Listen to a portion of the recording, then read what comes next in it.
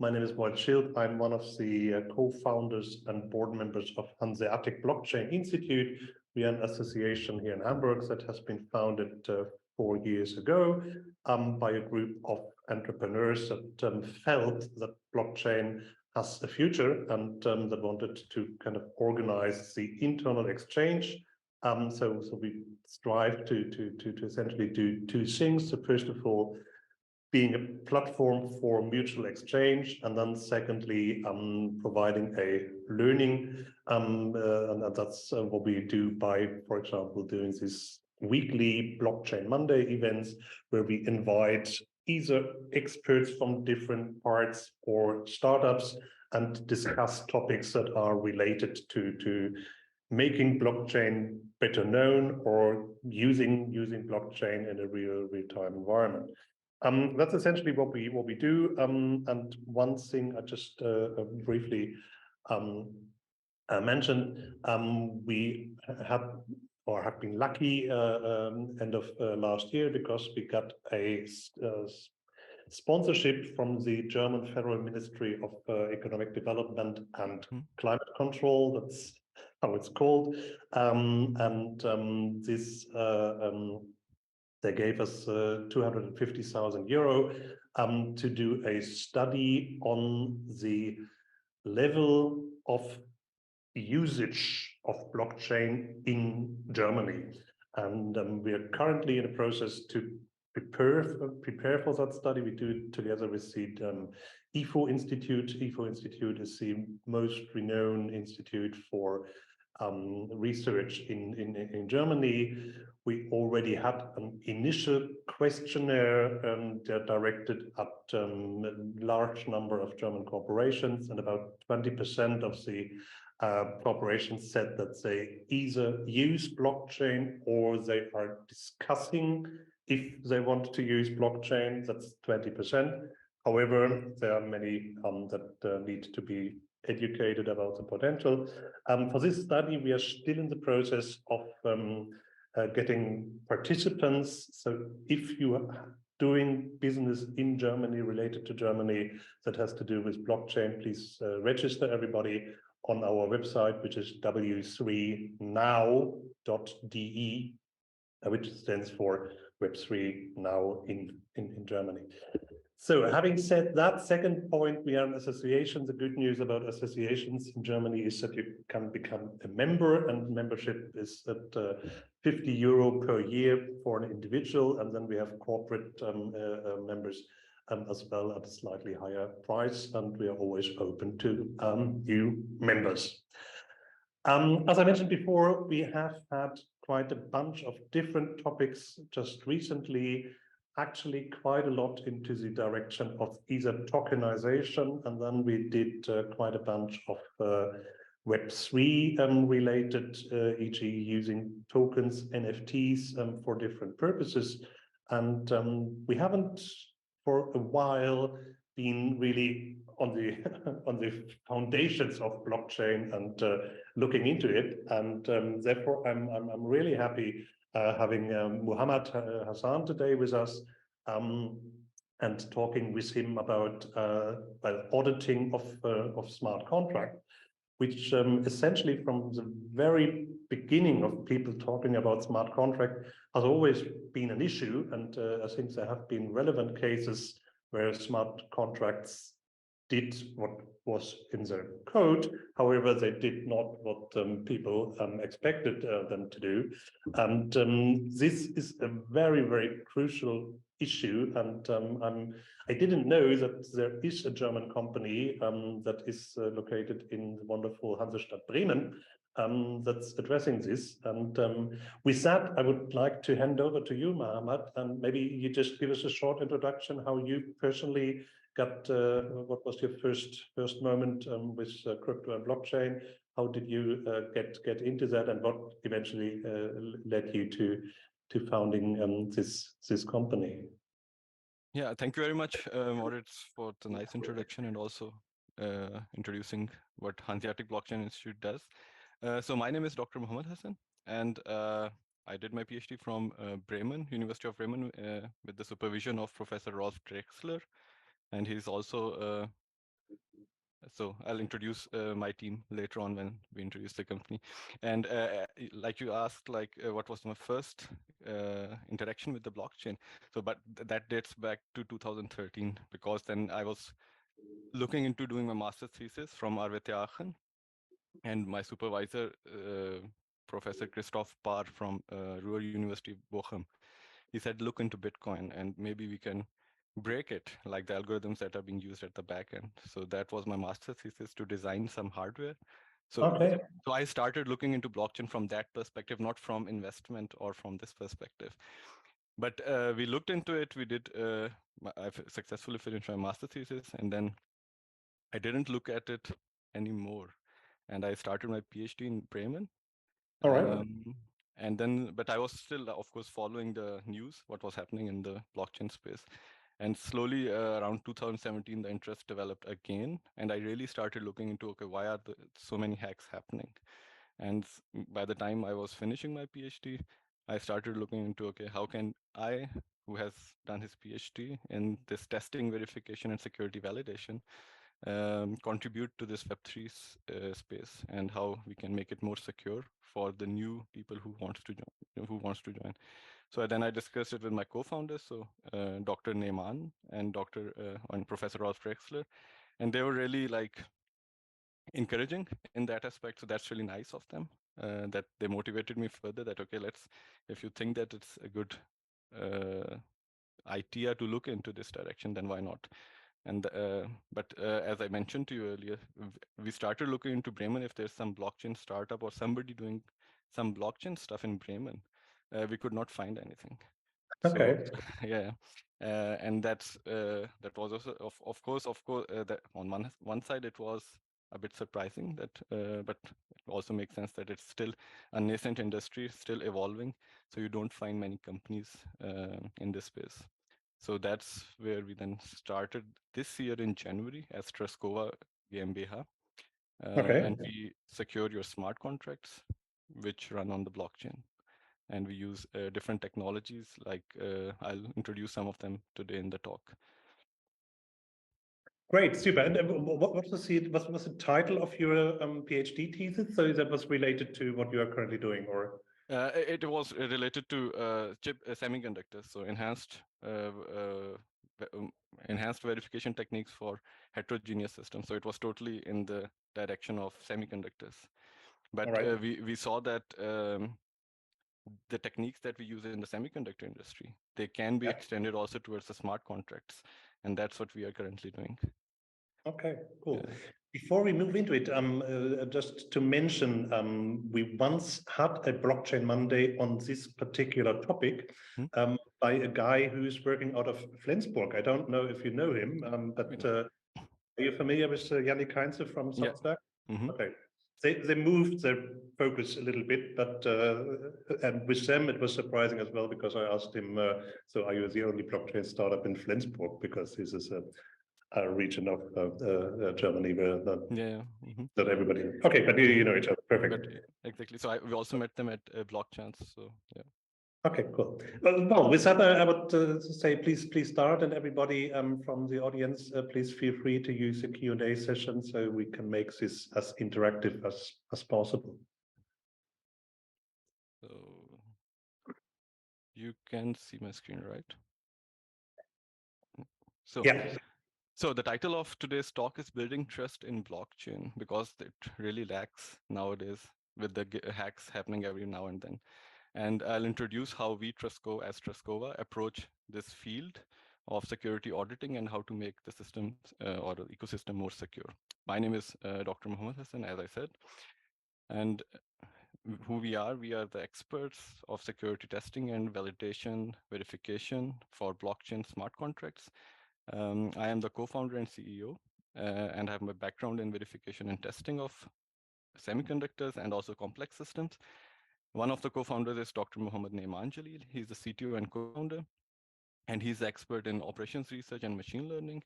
And then our security advisor is Professor Rolf Drexler. He's currently a professor in the research group of computer architecture in University of Bremen.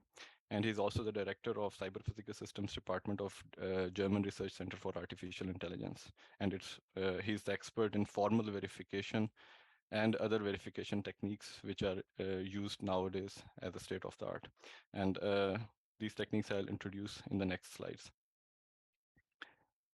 More or less the webinar will be, because I was told like it's 30 minutes, so I'll try to complete it in 30 minutes. And it will be more in the direction of what are the smart contracts, because a lot of confusion also lies there. Then how are they related to blockchain? What are the use cases? And where does this security aspect come into play? And then I'll introduce how Truscova looks at this aspect. And at the end, I'll just conclude. So what is a smart contract? Smart contract is just a piece of code with predefined conditions, terms of agreement, which are agreed upon by different parties which are participating in that smart contract. And when this resides on blockchain, but it's really passive, it doesn't do anything unless some certain events happen.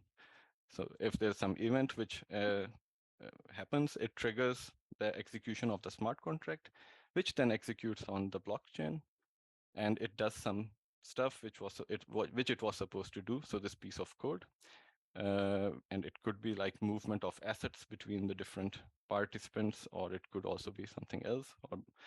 And then at the end, there's a settlement period or settlement stage where automated, fast, and efficient settlements are done. For example, you buy something, the coins are transferred to the seller, etc., etc. So this is just a piece of code which works or which executes automatically based on some events. And how it is related to blockchain. So if you look at the Bitcoin blockchain, it is only a ledger which records the transactions, that is happening. But what smart contracts do is they enable this blockchain from single purpose to multi-purpose thing. So for example, now instead of just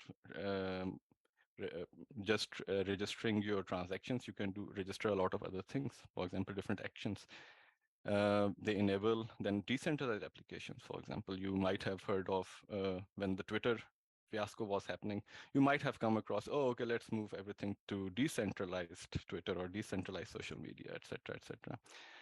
Then smart contracts enable transparency in exchange of assets. So whenever you are exchanging some assets between different parties, you can really see who bought what. So everything is publicly available. It removes the middleman, so everything is automated, not centralized, and so it's all the piece of code that is doing everything. So like I said, no central authority. So smart contracts in general just update the blockchain to version 2, let's call it that, from single purpose to multi-purpose, and it opens up a lot of opportunities, of course. For example, one of the use case, or the most popular use case at the moment, is the decentralized finance, which is where you are, for example, there are lending protocols, then there is like decentralized exchanges which are running 24 hours. There are then other aspects which come into play in the decentralized finance. For example, you mentioned one of the use case where employees' performance is like monitored on blockchain, for example. So there also then you can maybe remunerate them or incentivize them, like, okay, if certain metrics are met, you get a certain amount of money or coins, etc. Then there's a very popular direction, which is in the last 1 or 2 years, which is like really gaining traction, is the gaming, where you can buy in-game assets. For example, new Pokeballs, or I don't know, new soccer balls. And then maybe as you advance in the game, they become more upgraded, and then you can sell it to somebody else. And then it's also recorded on blockchain. Then there's legal industry, where it is also one of the use cases which you can look into. Lately, real estate is also gaining a lot of traction because of the inflation, for example, that now buying a complete full house is getting difficult. So what the different companies are proposing is you tokenize the real estate and then accordingly like distribute the profits. And then, but tokenization has already been discussed on your webinars in the past, so I'll not go into that detail. And then a very popular use case autonomous organizations, where your organization is a smart contract, or everything is handled in the smart contract. There are no physical people handling these things. So of course, there are also tons of other use cases. So these were just some which came to my mind, and we thought, okay, let's just put them as something. And then, like I said, so this is a smart contract, which has is a piece of code which has all the rules and everything defined in it. And that means the code that is written, it rules everything. So once it's on blockchain, it will always stay on blockchain. And because it notes all the transactions, so its memory is very unforgiving. So it remembers everything. And that has a plus side and also the negative side. Because once you have deployed a smart contract on blockchain, you cannot alter it. So the code is legally binding agreement that stays on blockchain. So whatever transaction happens, you have to legally abide by it. And then, for example, there's this example code how smart contract looks like, because a lot of times people who are new to this field, they don't know how the smart contracts actually look like. So this is just a piece of code of an Ethereum wallet, which where you can send some money, and you can also withdraw your funds, and you can also view the how much balance you have. But that's where exactly the problem starts. So this is a piece of code which once deployed cannot be changed. What if it has some issues? What if it has some bugs? It can, for example, when you withdraw the funds, you are not only withdrawing your own funds, rather you are withdrawing the funds of other people as well. So that has happened in the past. So that's where the problem starts. So there are different types of bugs which come into play. So one of them is a very popular attack is reentrancy attack, where you keep on draining the funds from the smart contract without telling it or without letting it really acknowledge that, okay, I have transferred the money.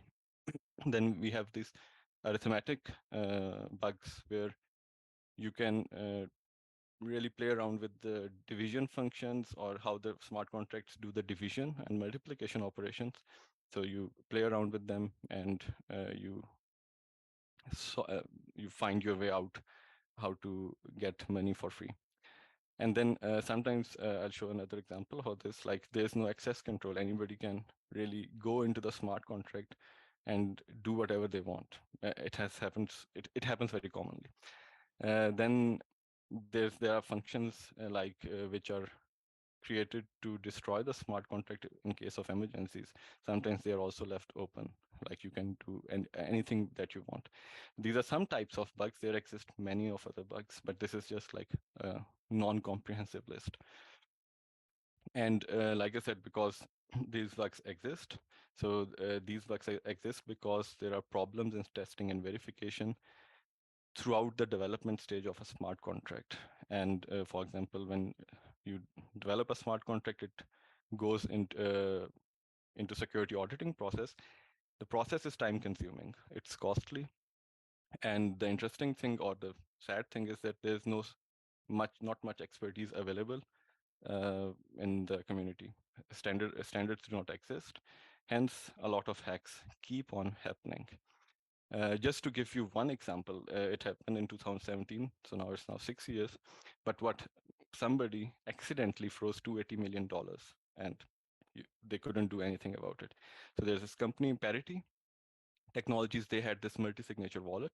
In 2017, they released it, and people deposited their money on this wallet. So it was at that time around $280 million approximately. And somebody he looked at the smart contract that was deployed on blockchain, and they saw that nobody is the owner of the smart contract. So they could really just go and claim that I am the owner of the smart contract. So that's what they did. So because they saw that it's $280 million, why not? So they took the ownership of the smart contract, and then they saw that, okay, now they can kill the smart contract and freeze the funds of everybody. I would assume that a few attendees might ask, so what exactly means ownership of a smart contract? Because if it's on a blockchain, then it's in principle indestructible and does not belong to anyone. What exactly does it mean to take ownership? So whenever you deploy a smart, it has to have the admin control, right? Somebody has to be the administrator for a certain functions. For example, if you want to have, you want to allow some people to access your smart contract solution, for example, this whitelisting and blacklisting of customers. For example, if somebody's misusing the funds, let's say you track the transactions on blockchain, you want to blacklist them. So these type of controls and ownerships are generally assigned to somebody. For example, big companies, they create the ownership to themselves. So that's what the basic idea is, that somebody has to own the contract, because with the owner lies a lot of responsibilities. So owner has the they can do many things, or they can do everything with the smart contract. Like they can withdraw the funds of everybody, but that's where this multi-signature thing comes in, that you require a number of signatures that should be done before any operation takes place. So that's the high level idea. But in this case, for example, in the next slide, I'll show you the code.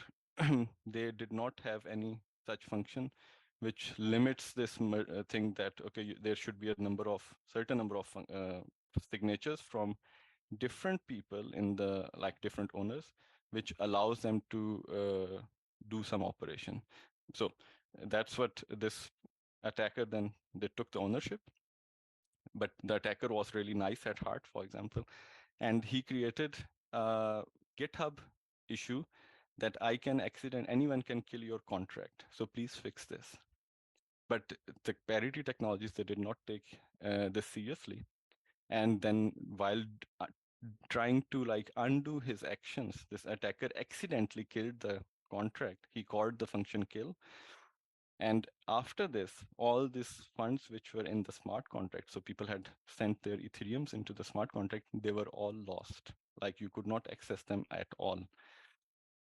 So this attacker actually, or this guy, exploited two vulnerabilities. The first one was that there is this, on the smart contract, they saw that this function init wallet, anybody can just use it. So there's normally when you write a smart contract function, you always assign access control, that who is allowed to access a certain function. Is it supposed to be accessible by everybody, or only a certain number of people can access it? For example, only an owner can access a certain function. So in this case, initialization of the wallet was open to anybody, and that's what they did. They initialized themselves as the owner. So now this guy was the owner. And then they saw that, okay, there's this kill function which can be called by, for example, owner of the contract. And that's what they did. They just called this function, which called the suicide function, which is in the Solidity language where the smart contracts of Ethereum are written. And they deleted everything.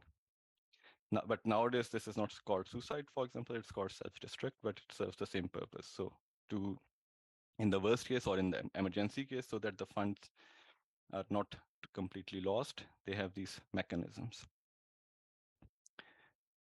Having said that, this happened in 2017. Again, the time I mentioned when I started really looking into this space from this perspective, what is happening? Like, why is it happening? And now if you look at the last 2.5 years from 2021 until now, $4.64 billion dollars have been lost to different hacks on the blockchain smart contracts. For example, if you look at the table, just some terminologies. So the unaudited means the code which is not looked at by auditors. So it is the company just writes the code of smart contracts or blockchain and deploys it as a solution. it's not looked at by any security auditors or reviewers. Then audited means the code has been audited by different companies. Out of scope means the code was audited, but certain functions which were updated, they were not audited. So this is called out, or they were out of scope for the auditors. This happens, I'll explain later why. But if you look, this is very interesting. In the last 2.5 years, the 19 contracts which were hacked resulted in an amount of $3.26 billion loss, and they were all unaudited, which also reiterate or emphasizes the fact that one should always look into getting their smart contracts audited, because if you are dealing with a lot of money, paying smart contract auditors, some part of it is much better than losing billions. Then, so in these NA cases, they did not mention if the code was audited or not. And then some of the codes which were audited, they were also hacked. So that means we need better strategies or better auditing teams to look at the code. But that's also a challenge, because the problem is that not this auditing process is always time bound. Like you are given assigned a task or audit for 1 month, for example, or nowadays different bug bounties programs or different online websites are also available, which open a to different or to all the people for auditing, and then it is limited to only like 10 days or 7 days. So it's very time bound. That also leads to like not a good quality audit. Then out of scope, like I said, it happened. Like the parts of the code, they were not made part of the audit process. So the company said, okay, look at the code XYZ files, but do not look at the smart contract 1, 2, 3. And the hacks happened in 1, 2, 3. And unfortunately, in the last less than 3 years, $4.64 billion were lost. And now comes how One, we, one, yeah. one quick question. This table implies that's always about hacked smart contracts, and the malfunction of the smart contract is that it's hackable. I could imagine that there are smart contracts that are wrong or that have mistakes in there, however, that result just in a malfunction. So it's not that someone else is taking control of and hacking, but that initially the smart contracts has mistakes and does not fulfill what it's supposed to do. Or does this not make a difference? No, you are correct. So there are two things. One is like a hacker actively trying to find loopholes in the code. Like they are trying to break the logic of the smart contract. It could be a design logic. The second thing is sometimes because of these, I showed you this one of the bug arithmetic overflows and underflows. So these sometimes some people like do some transaction. For example, like 6 months ago, there was a guy who transferred $11 to somebody, or they withdrew $11 something, but instead they got 11 million, right? Okay. So and the problem was the counter underflew. So there was this problem in the mathematics of the smart contract, and they got more money back. And now the company was suing them because the company said, hey, return our money. And he said, I didn't do anything. I just transferred my money and got more. Would you have returned me the money if the other thing would have happened, like the smart contract was hacked? So this was illegal. Now I don't know what was happening later, but so these things happen. And but this also means that the smart contract was not tested thoroughly before it was deployed. So this was like you said, that this was not a hack, but a malfunction of the contract. And this means that it was poorly tested. And this is also where we, as Truscova, look into the smart contracts from different perspectives to ensure that these such situations where you transfer $11 and get 11 million do not happen, right? And so, for example, at Truscova, what we do is, so we get this as soon as we get the source code of the smart contracts, we start looking at it manually. So that's one aspect where we look at the code line by line. But of course, it's time consuming, but it also gives us more understanding of what is happening in the smart contract. And to complement our manual analysis, like to really make a complementary approach, we use automated analysis tools where we use formal verification.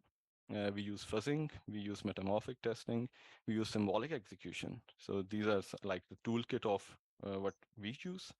And then once we have the analysis done, we submit an initial report to the customer.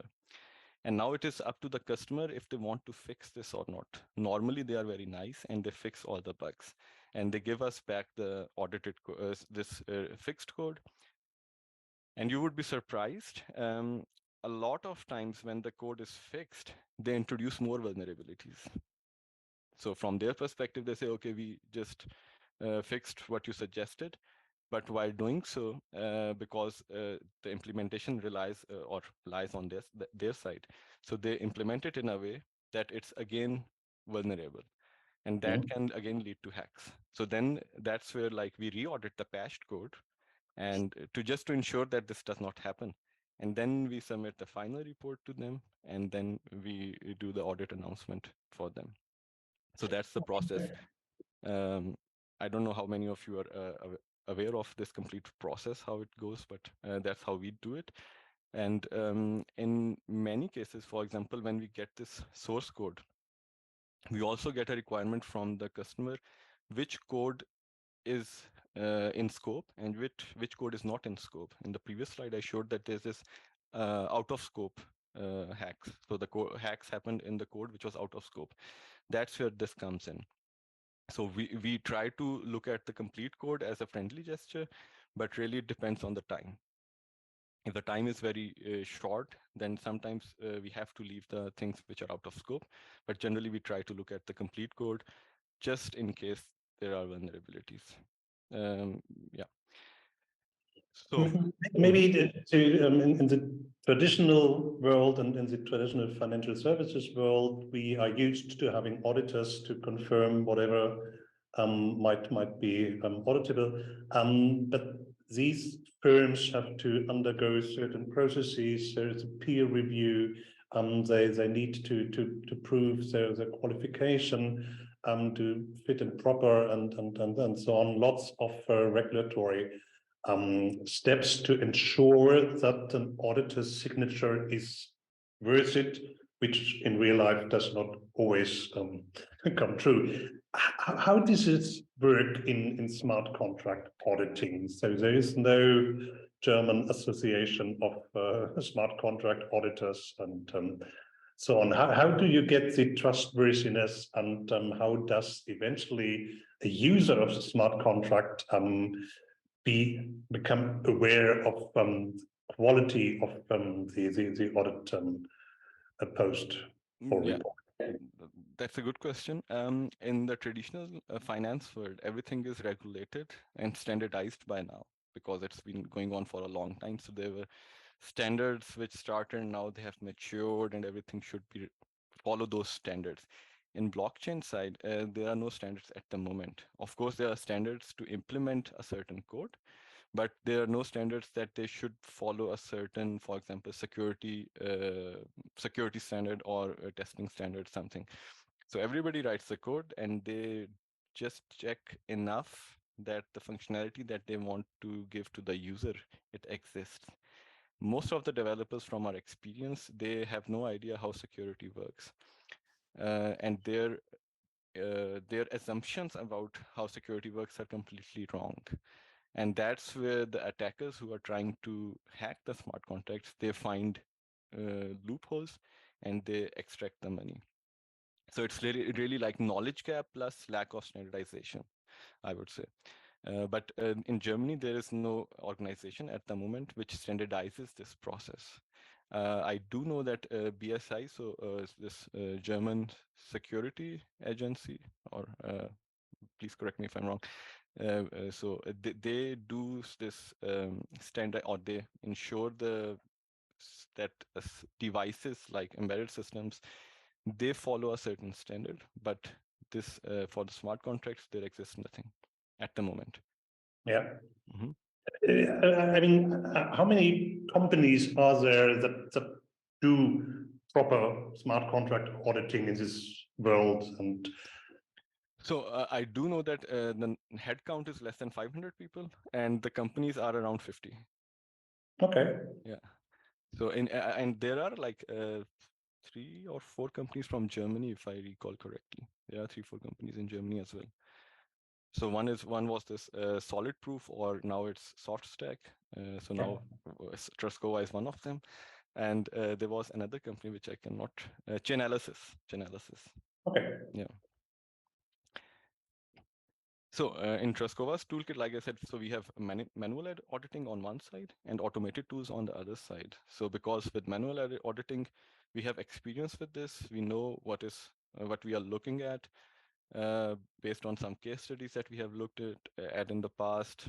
But of course, it's time consuming. It's really like there comes sometimes a human error can also be incurred. But to complement all these factors, we also use the automated tools where we use, for example, different techniques or leading technologies like formal verification, which is the mathematical proof of a smart contract. I'll show it in the next slide.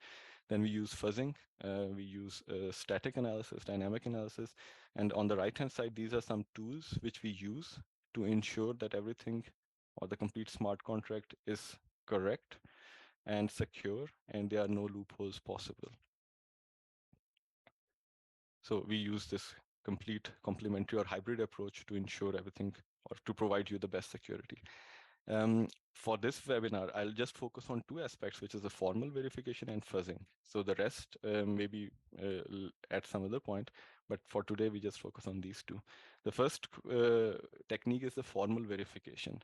So I thought about it, and I thought, why not use a baking example? So if you want to bake a perfect cake, you have all the ingredients on your side, you have a recipe, and then you want to bake a perfect cake.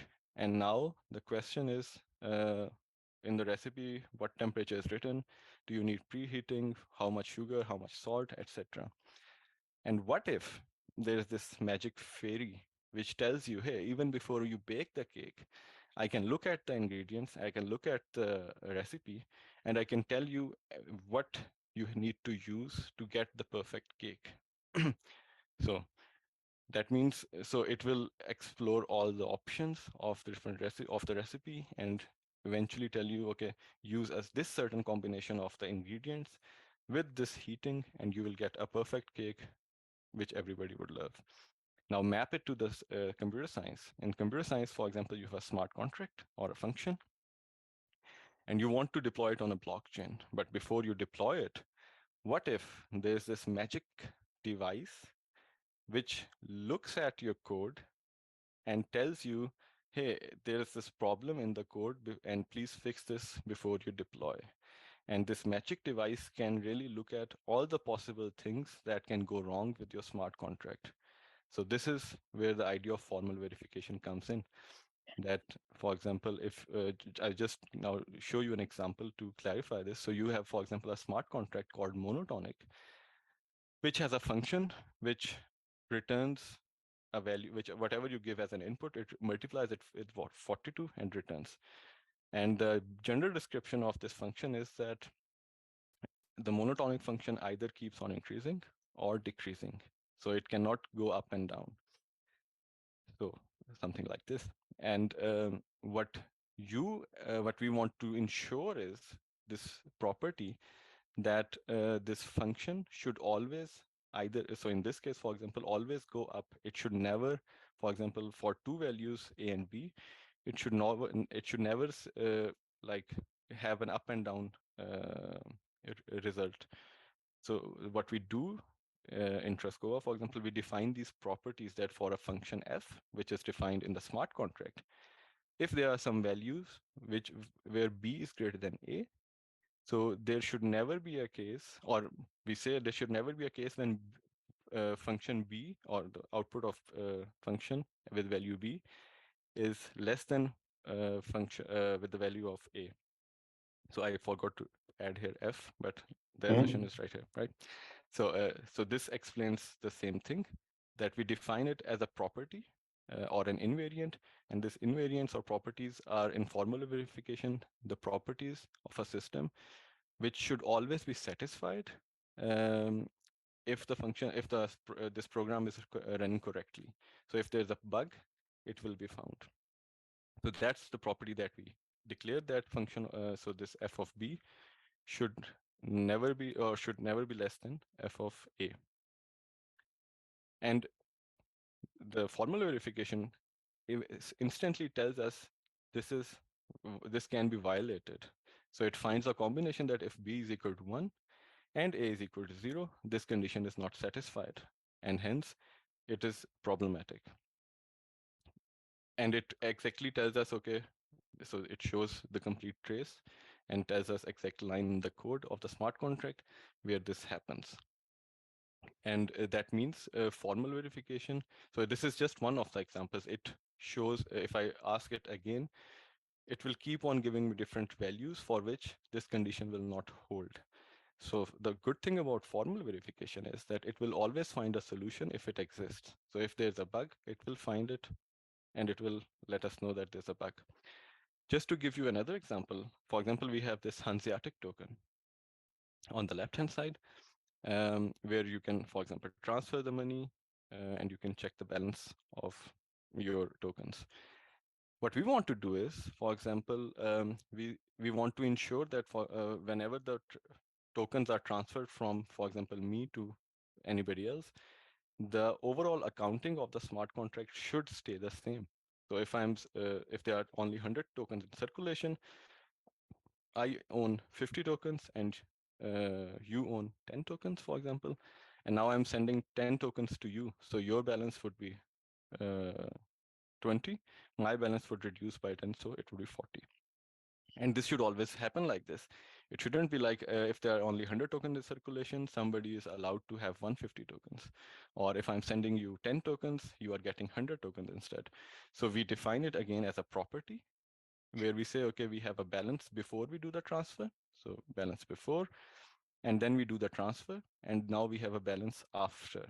So your balance and my balance.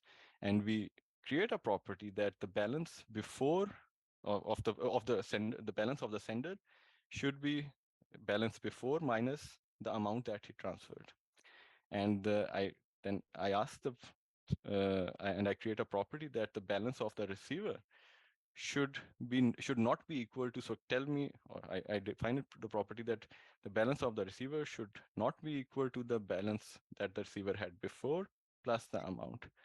And now when I run this using the formal verification tools, it tells me that, for example, for certain values, this property will not hold.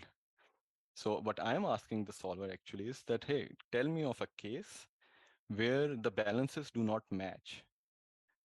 Okay. Right. And it tells me that, okay, this the balances always match. For example, this is the case. So I'm always asking it the opposite of what I want to try, because if it can satisfy the opposite condition, then we can always know that this holds. Okay.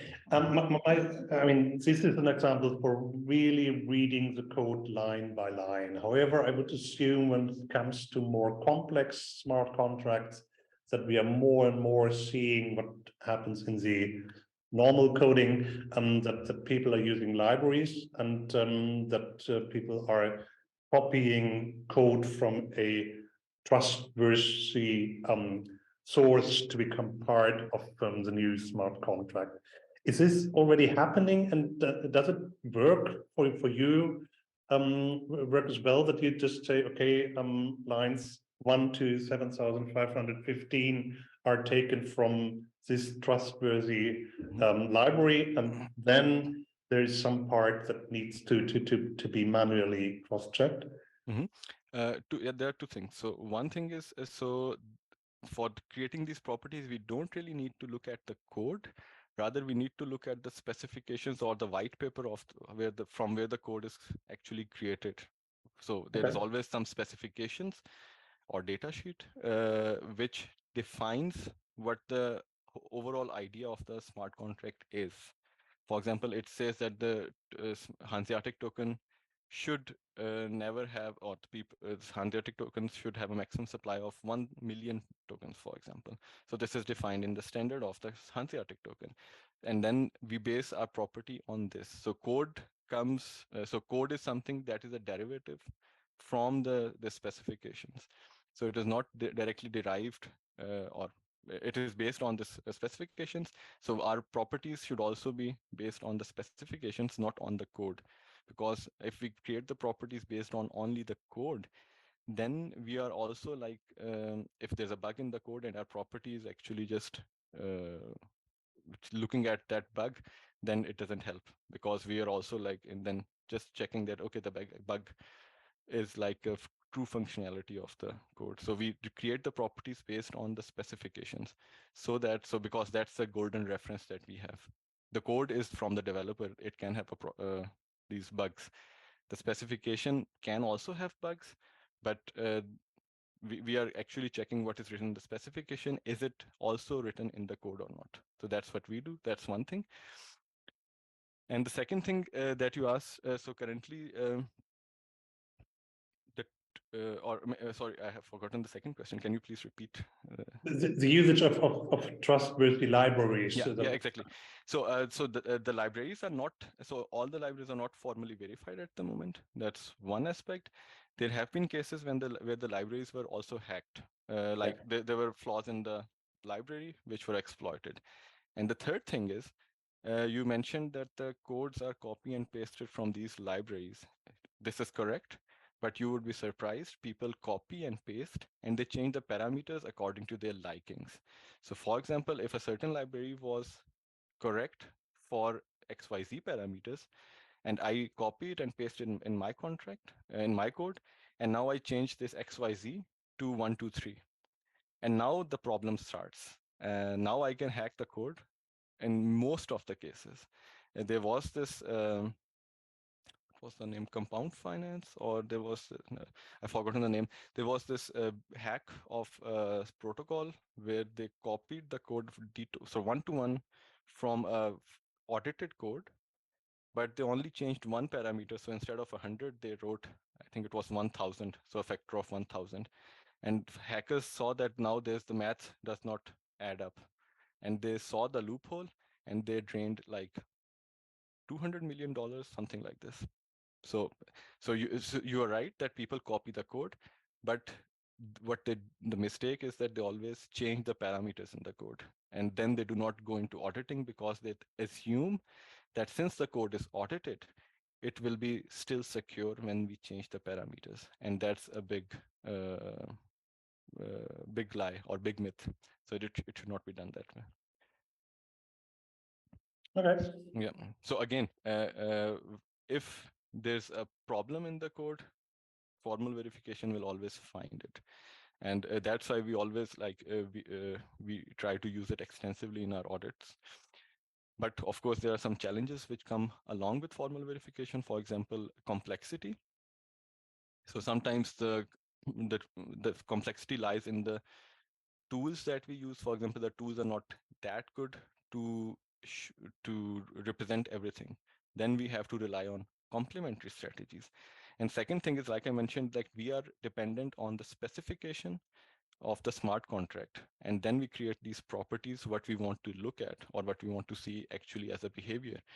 Sometimes these specifications are incomplete. That's where we use then fuzzing. And again, going back to the baking example, previously we were baking a perfect cake, and now we are baking an adventurous cake where, for example, we have this, we use different combinations of the recipe or the ingredients. Instead of, for example, eggs, we add pickles. Who adds pickles to the cake? And the overall goal is to not have a cake. We want to see that the cake does not come out of the oven. There should be no cake. That's the high level idea. And because we are now just throwing random stuff in the baking pan to see what happens. And in the code, for example, I should use the same example. You, on the input to test what is happening, you randomly generate a lot of patterns and see what happens, and it should not be it should not work at all. It should break. That's the high level idea. And just to show one example of fuzzing, for example, again, you have a Hanseatic token, and whenever somebody signs up, you assign them 100 tokens, and then the user is allowed to consume the tokens that, for example, 1 token at a time. But there's also a function, secret door, which allows you to increase your balance.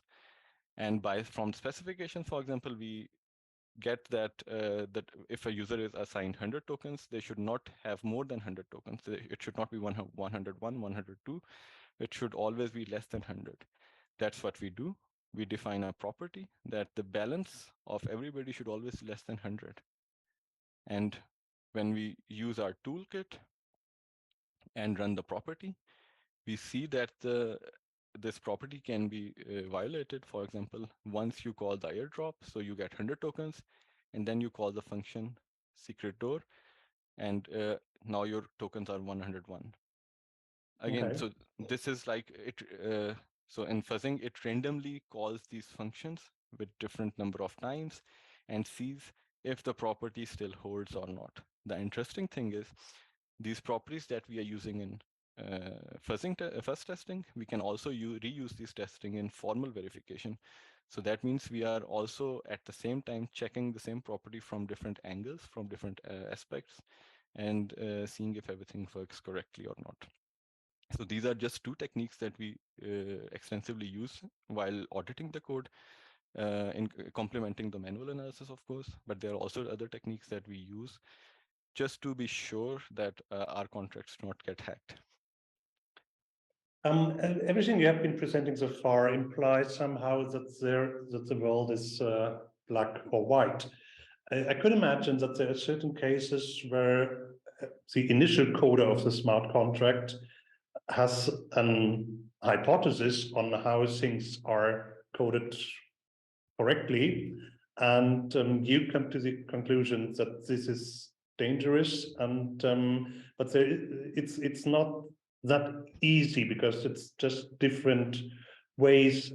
Who's the one to decide what is right or wrong, or can you always prove that that the bugs you are identifying are real bugs?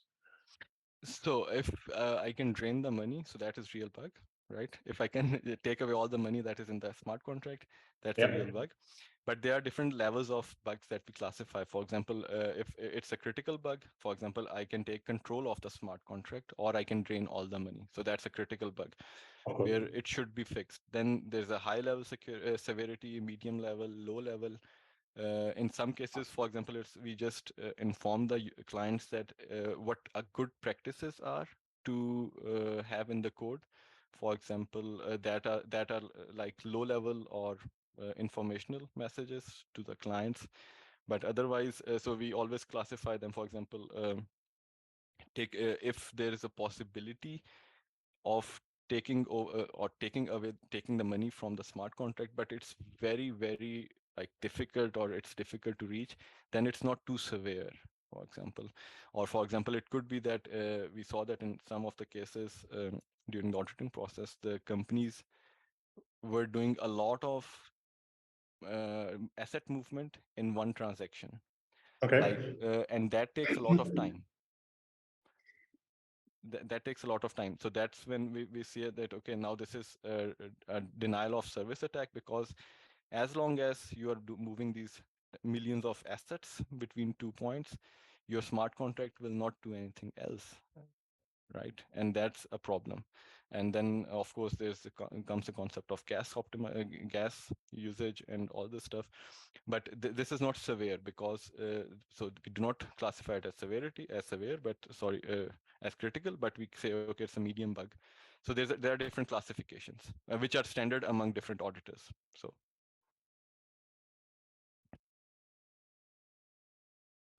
fair enough. Yeah. And then yeah, so that's like so with fuzz testing, then it complements our formal verification and other technologies that we use.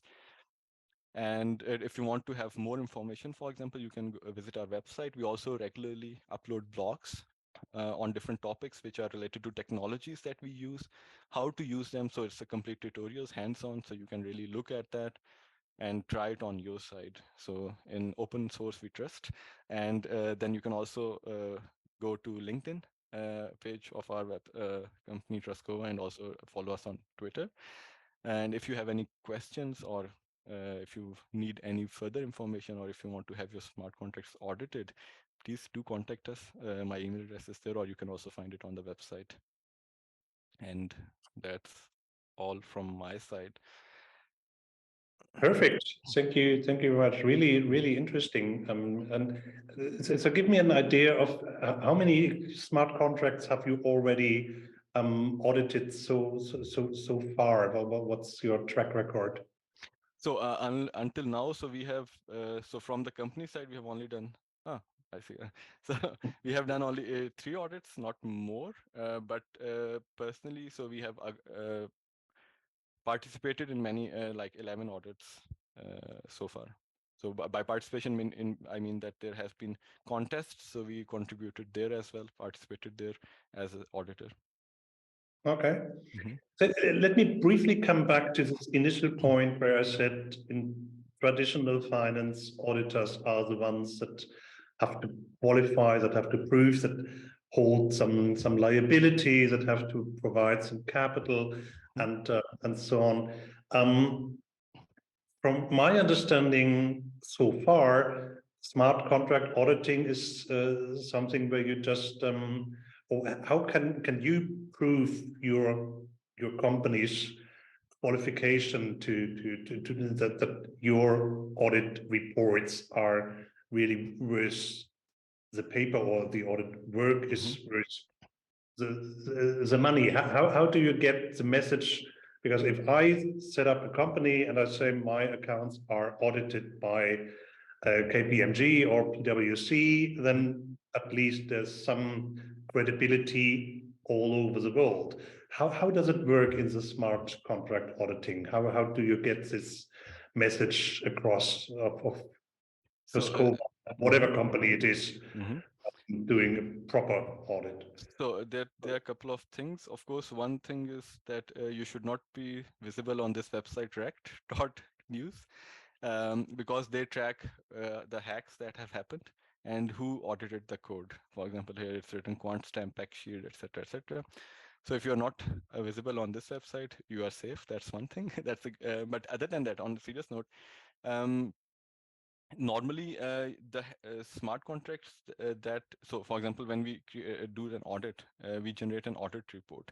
The best metric is to look at the audit report and see how thoroughly the audit was done, which technologies were used. You are right, like for example, if KPMG or Deloitte is doing some audits, they hold us they hold a lot of grounds that, okay, these are big companies, they are reliable. In this field, for example, at the moment, since there is no standardization, the auditing reports or the audit reports are the only metric that I can tell you. And talk to people, for example, their auditors, these companies, who is actually doing the audit, and that can give you a better feel, or yeah. All right. Something else that happens in the traditional auditing world as well is that there are organizations like the IDW, it's the Institute of German Auditors, for example, where they are defining best practice standards and do some peer review and so on. Is it something that, from your experience, is feasible, imaginable in the smart contract auditing or the blockchain auditing world as well? That more and more kind of best practice standards are evolving, that are built by the good members of the community. Are you talking to other auditors, or is it a closed shop and nobody wants to share its practices? So the good thing is, in blockchain space, it's very open. we talk to different auditors, auditors talk to us, and with this combined knowledge, the ecosystem becomes more secure. So that's and that's really good because nobody is hiding. So if you look at the different auditing tools, or not auditing tools, I would say, but different testing tools, they are available online as open source. You can just go on their GitHub and then download and use this. Also, there are a lot of tutorials which you can use, view, to get to know how how the tools are working or how you can best use these tools. So it's not closed source. People are really open about it. They want to make the system, the overall ecosystem secure. But it would be nice to have a standard like institute or something, for example, which can do this classification, or they can look at the auditing processes of the different auditors, how they do it, and like really generate a report like this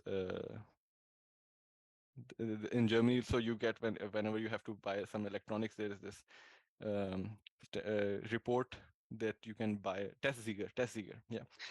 So for example, something like this, you can also, it would be nice to have something like this. A seal of quality kind of. Exactly. Yeah. Because currently, so I don't want to name any companies, but there are some companies which are among the top players of the auditing space. But unfortunately, the most hacks have also happened from their contracts. I mean, of course, the problem is the more you are gaining experience, the more likely it is that out from your candidates has difficulties. And I think eventually it's a good sign if you have a huge track record that you openly communicate that you are not always right. You can't have a 100% rate. From my assumption, the more you get practice. One final, because we are getting to the end of our time frame, and please, audience, if you have any further questions and remarks, use the Q&A session. We talked about this seal, and in blockchain we tend to use digital seals. How can you attach your audit report in a way to the underlying smart contract that, I mean, is it directly linked to the smart contract in a digital way that I get the verification of the smart contract when looking into it? Because it wouldn't make any sense to provide a written audit report as a PDF, and nobody is able to check if the current code is still identical to the one that was subject of the audit. How do you attach your seal to a smart contract?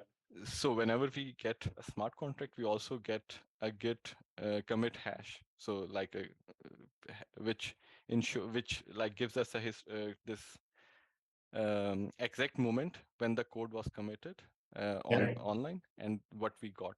And in the audit report, we mentioned that, okay, we only specifically looked at this code and nothing else.